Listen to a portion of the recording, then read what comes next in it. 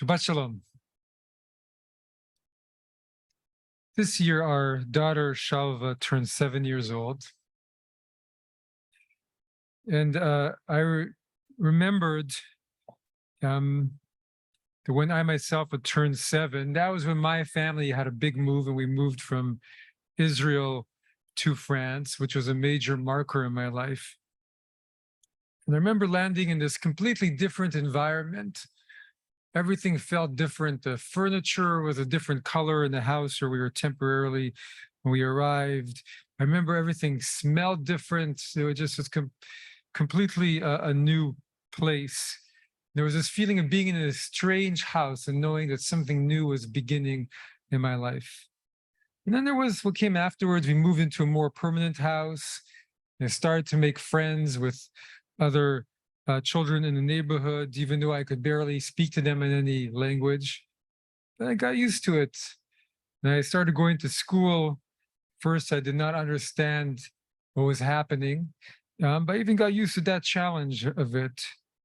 And eventually, less than a year later, I remember being in class and suddenly realizing I'm understanding what's happening. They're speaking French. And starting to find my place. And a few months later, I'm putting my hand up in class and answering questions and thriving. And I remember having this sense of victory. I did it. I found myself in a new place. So in our parsha this week, the Torah recounts all the travels of the children of Israel through the 40 years in the wilderness. And it uses this very strange expression to announce the journeys. Step by step, they went here, they went there. But before that, it says, and these are the starting points of the children of Israel, and these are the starting points of the children of Israel. Why does it say the same thing twice? And then afterwards, it says, when these are the arriving points of the children of Israel. So a lot of repetition. The commentators say, well, it could have just said, these were the steps. Why did it have to give us all this superfluous words, which we know the Torah never used superfluous words? So why? So Sforno, who is an Italian commentator, has an idea. And he explains it's trying to tell us something about the nature of those travels for the children of Israel. And so sometimes when they departed, they were very happy to be leaving to a new place because where they'd been was unpleasant. And other times they're very happy to arrive in a new place because the journey was never ending, and they hoped that where they would land would be an easier stay, an easier encampment. And this is so much part of the nature of their journey, not knowing what would come next, what it would be like. And the new destination was never known beforehand. And the people were always in the dark about what would happen the next day.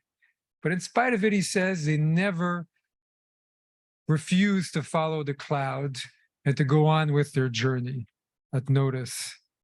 He says the reason the Torah records all these different stops and in this way is to let us know that it's praising the children of Israel's resilience despite the discomfort of their journey. So last week, my children went to a day camp for the first time this summer.